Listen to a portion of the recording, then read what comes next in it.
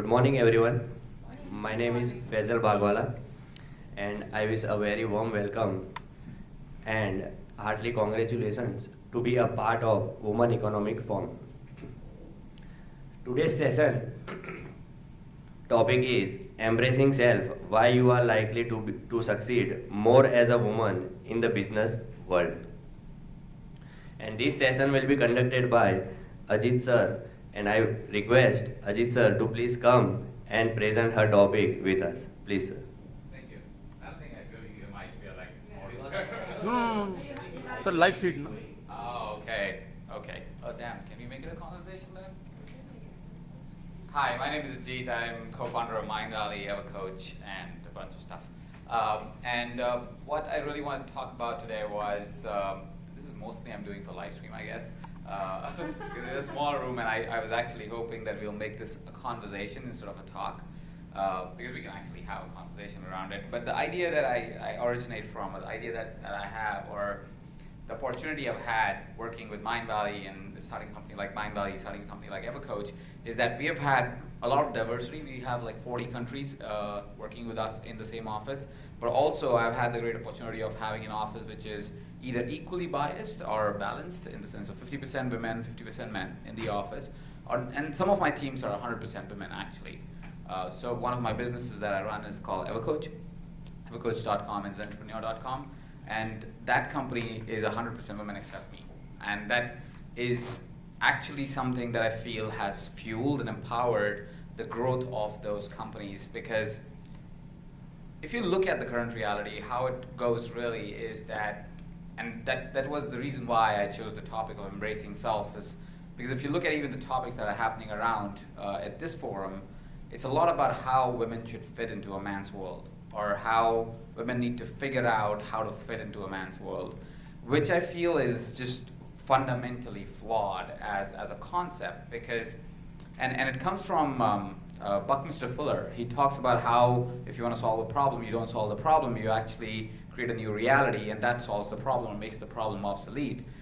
And that is where I find the challenge of saying, oh, if you'll try to fix or try to get women to fit into a man's world, it's never going to work, because if that is the truth, let's say that is the truth, that it is a man's world, and they will fit into that, it still stays the man's world, right? So we don't really solve the problem. What we are doing is just trying to find something that makes us feel good about what we did, but it doesn't really solve any situation.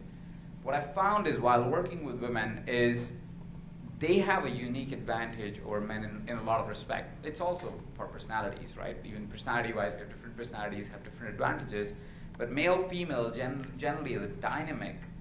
And you will see that in men who have appreciated their feminine side, that they also have that, as females generally tend to be a lot more conscious about the long-term perspective of business. They're a lot more conscious about branding perspective of business.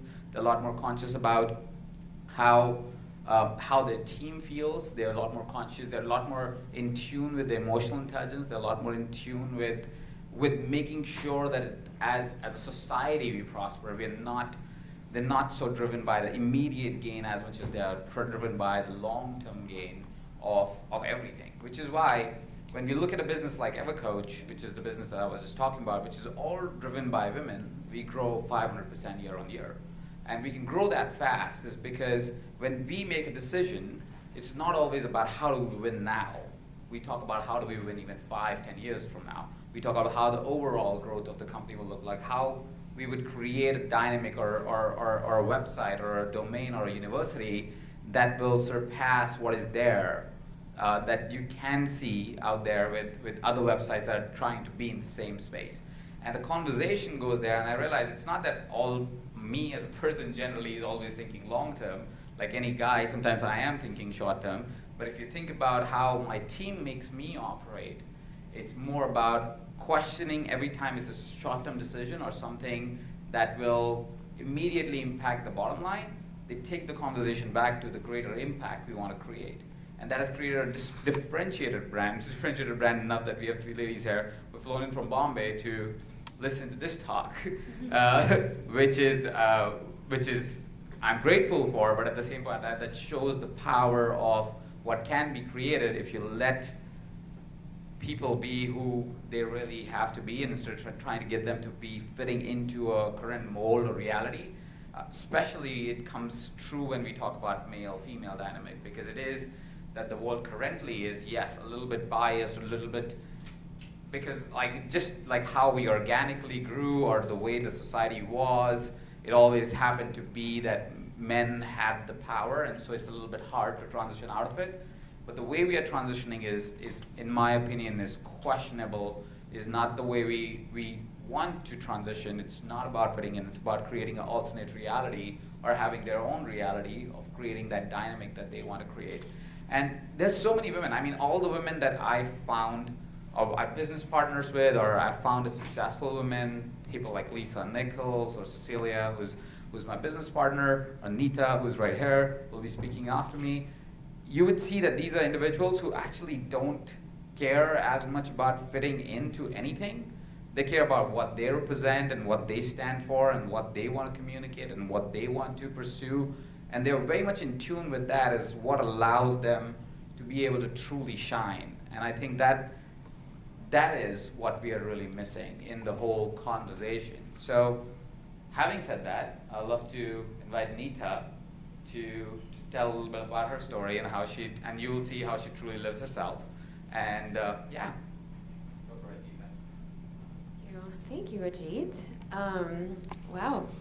So I'm Dr. Nita Bhushan. I'm founder of Global Grit Institute, and Emotional Grit is a curriculum that I have been working on the last few years, kind of merging positive psychology and emotional intelligence from the lens of actually bringing it into the boardrooms and teaching leadership to be more vulnerable. And if you think about, well, what, if I can ask you all in the room, what is it in your current positions right now that are some of the challenges between men and women? So the male leaders, and then the women that perhaps maybe work with you in your teams or work under you. What are some of those challenges? Because there's only a few of us. So there is always the expectation that this is how this is done. Yeah, we This can is tell. how this is done, and if you don't do it this way, it's wrong. It's wrong. It's wrong. This is how it's done.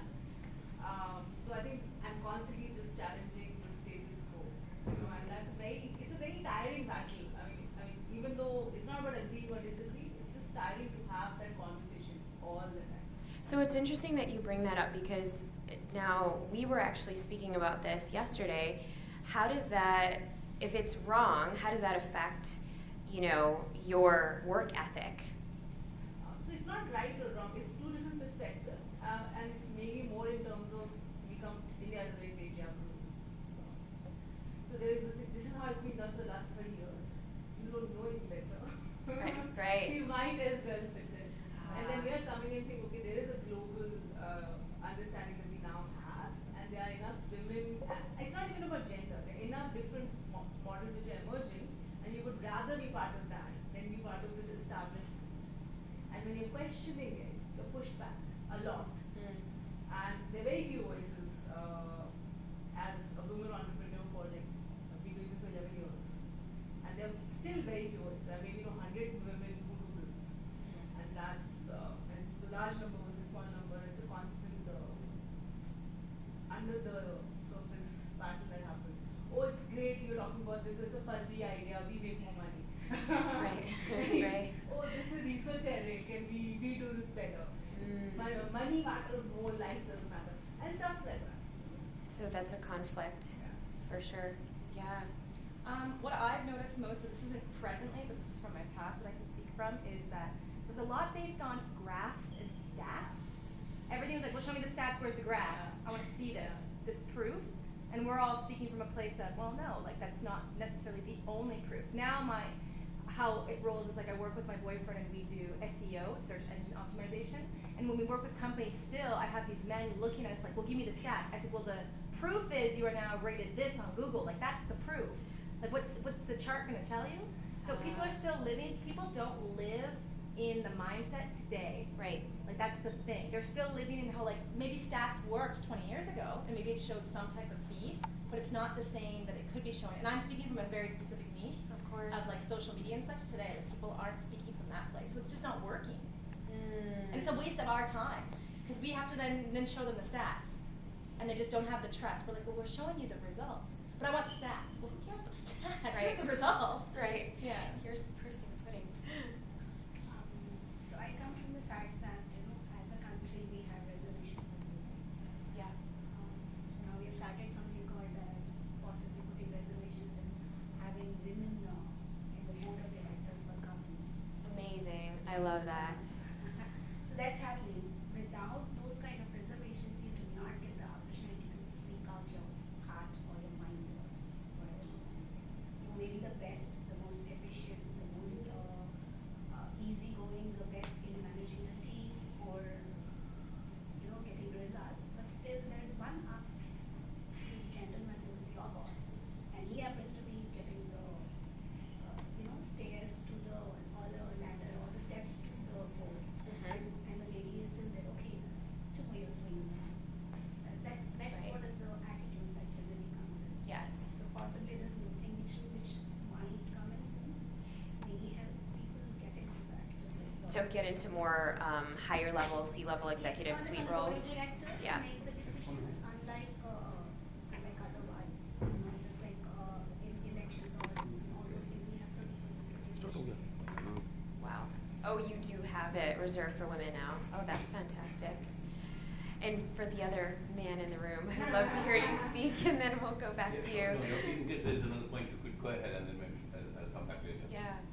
Did you? Yeah, go ahead. So, my experience comes from my experience in the corporate, okay? What, I can talk from experience, like what she was saying, women are more sensitive, more conscious of a lot of things. And that is not really accepted, appreciated, or acknowledged in organizations.